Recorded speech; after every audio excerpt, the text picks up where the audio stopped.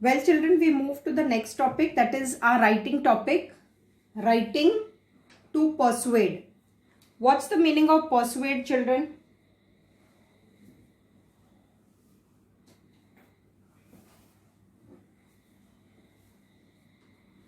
Yes? Okay. Tell me about the text. The lesson, what we did. Okay. What is this lesson about? UFOs. What is this about? What type of writing is this? Yes, it is non-fiction. Okay. It is informative, it is non-fiction,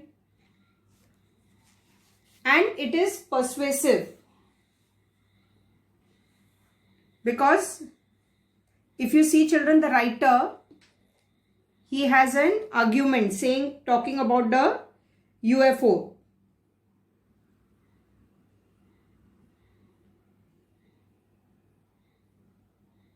He is presenting one side of an argument, the writer, and he has provided us, he has even given us evidence, right, of the farmers, the astronauts, the pilots.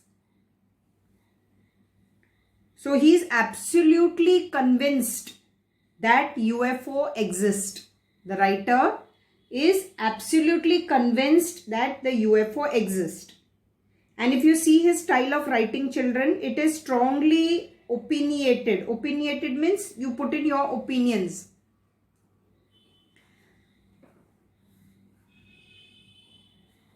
So he wants to persuade the readers to accept his point of view. So now, children, you are going to write. Imagine, children, that you are in class and an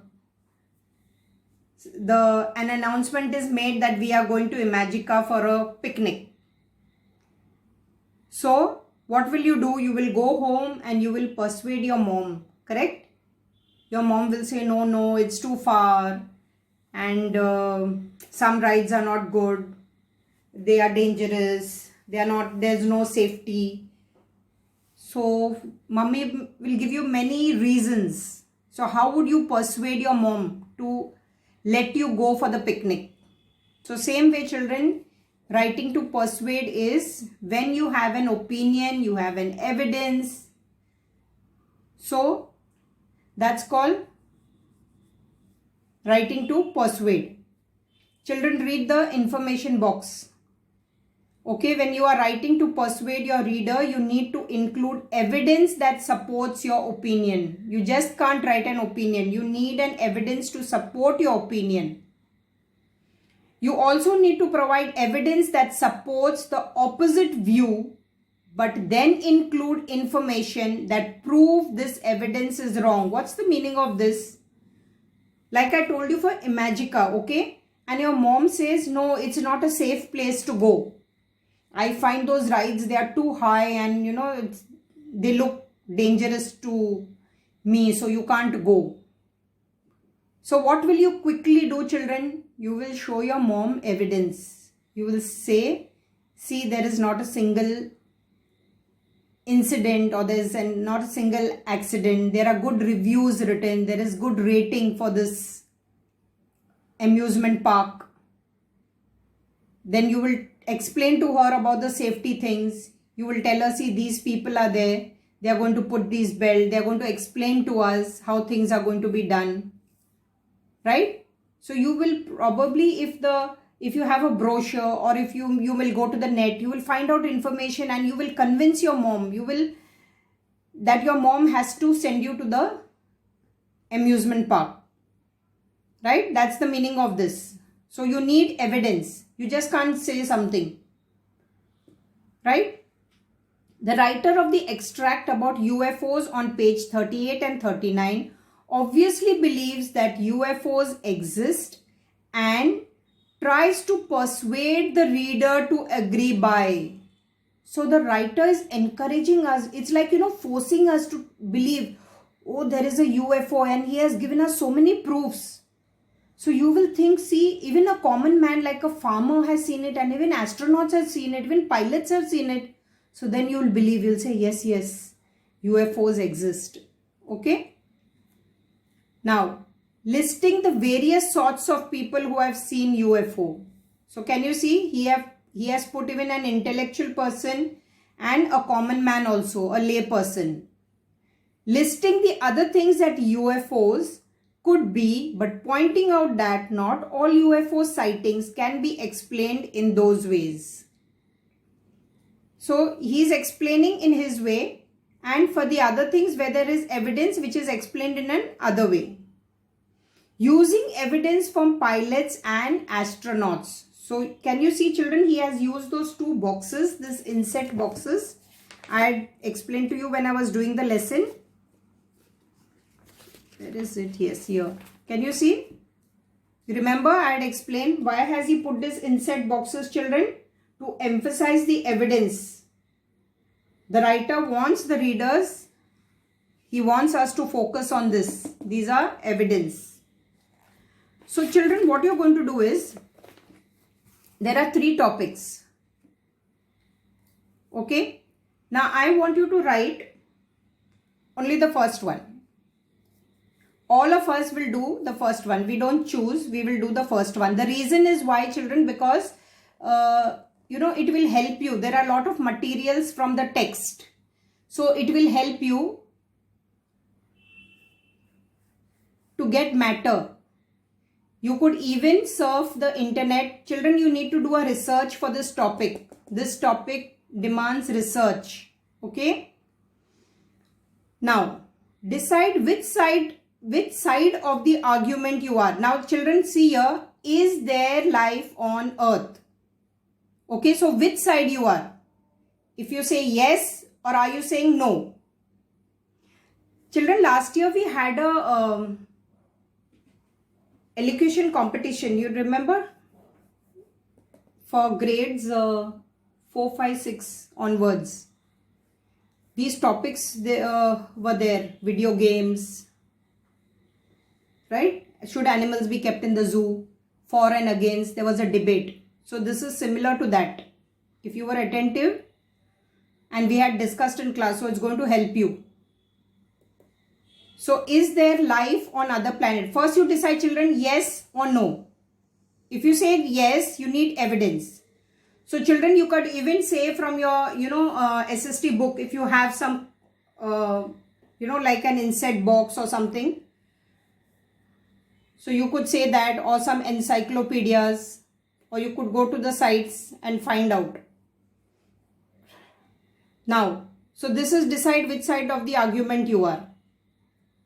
Now, children, listen here very carefully. Once you decide on which side of the argument are, then you are going to write your report. Now, you are going to support your side of the argument. You have to convince people. If you say, yes, there is life on other planets. So, you have to convince the reader, yes, there is life. You just can't say life. Give us evidence. Now, include the opposite point of view so you can prove this to be wrong. Suppose if you say there is life on planet and the opposite person says, no, there is no life on planet. There is only life on Earth, on this planet Earth. So you have to show proof. See your children in the inset box, they have explained here. If you see here. Okay children, look here, I have done a planning sheet for you. Okay, so you fill this. This is going to be easier for you. Copy this. Now, is there life on Earth? Now, what's your opinion? So here you're going to write yes or no. If you say yes, there is life on other planets, or you say no, there is no life on other planets. Now make notes for your reason for having this opinion. So you give 3 reasons. Make a short report, children. Like suppose if I take the topic save water. Now I need 3 reasons why we should save water. So I will say my first reason is, I'll say that there is only 4% of fresh water on Earth. Okay, because the rest is salty water. So I'm going to say my first reason is only 4% of fresh water. Then I will say that every person will uses 140 liters of water a day for bathing, for washing. That would be my second reason. My third reason would be, I would say, that for farming and for industries, so approximately 600 to 800 liters of water is used every day. So this would be my three reasons about water. One is what I'm saying, that only 4% is fresh water. Second, I'm saying each one of us is using 140 to 150 liters per day. Then what I'm saying is farming and industries need water. So this is my three reasons why I have decided that I have chosen to save the topic save water. Now think about the point somebody with the opposite point of view might make. Now not everybody will think that we need to save water, right? So the opposite person may think it is not necessary to save water. Try to think of 3 points to argue against their points. Make notes. Now how you're going to make notes, children? See, I have done this for you. So this is going to be simple.